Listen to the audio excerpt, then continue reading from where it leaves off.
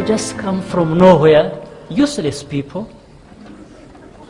I see every time in the pictures, some lady, and the world starts saying, the opposition leader.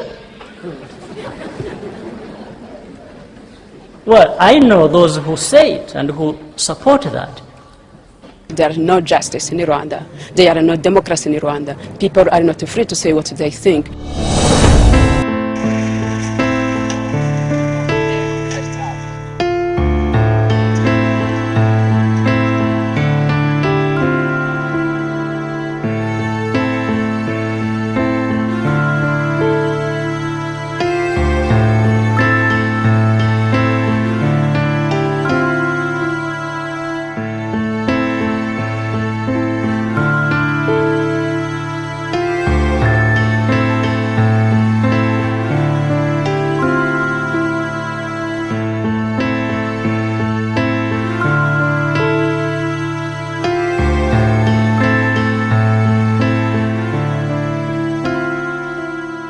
Le temps et l'histoire sont de l'autre côté. Donc la lutte continue.